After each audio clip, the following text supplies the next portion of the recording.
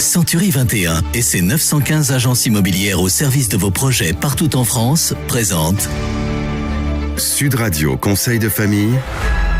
C'est l'heure de retrouver Conseil de famille. Bonsoir Stéphane Moller. Bonsoir Philippe Rossi. Stéphane, vous êtes associé au sein du cabinet VIA. Nous allons répondre à Romain aujourd'hui qui souhaite connaître les modalités de rédaction d'une clause bénéficiaire dans son contrat d'assurance vie.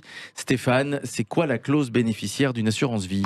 Eh bien, avant de définir la clause bénéficiaire d'un contrat d'assurance vie, revenons sur la particularité du contrat d'assurance vie en lui-même.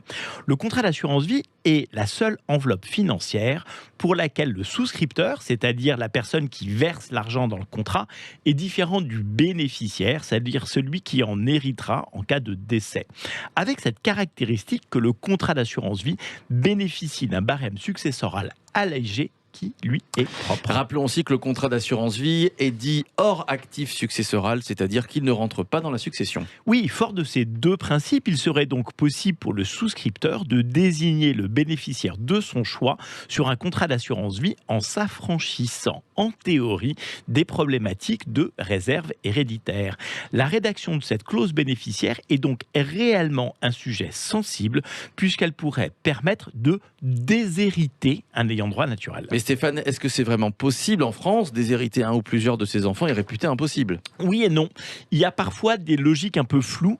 Ici, le principe serait celui de recouvrir à la qualification de prime manifestement exagérée qui reste à l'appréciation des juges en fonction de plusieurs critères. On imagine aisément les litiges qui pourraient résulter de mauvais calculs, de mauvaises intentions ou de mauvaise rédaction de la clause bénéficiaire. C'est donc effectivement parfois un sujet vraiment sensible. Alors à quoi faut-il faire attention ?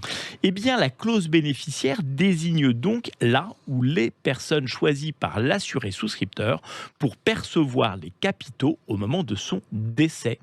Tout d'abord, techniquement, il est essentiel de désigner au moins un bénéficiaire, prévoir des bénéficiaires secondaires, désigner le conjoint par sa qualité, utiliser que des pourcentage pour répartir le capital. La clause bénéficiaire peut être partie inhérente du contrat d'assurance vie, mais il faut savoir qu'elle peut être aussi déposée chez un notaire. Alors Stéphane, qui peut être bénéficiaire d'une assurance vie ? Alors le souscripteur est libre de désigner le ou les bénéficiaires de son choix. Est-il possible de modifier la clause bénéficiaire ? Oui, il convient d'adresser à l'assureur la nouvelle clause bénéficiaire par lettre recommandée, la modification étant possible à tout moment jusqu'au décès et sur tout type de support. Mais attention, il est cependant impossible de modifier la clause bénéficiaire si le bénéficiaire a déjà accepté le bénéfice du contrat, sauf s'il donne son accord. Je ne suis donc pas libre de changer le bénéficiaire de mon contrat d'assurance vie. Et non, pas si celui-ci a été informé qu'il était le bénéficiaire et qu'il a accepté.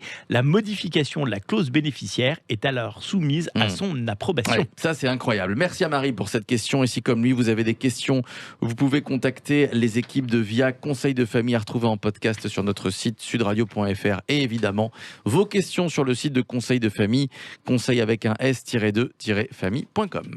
C'était Sud Radio Conseil de famille. avec Century 21 et ses 915 agences immobilières au service de vos projets partout en France.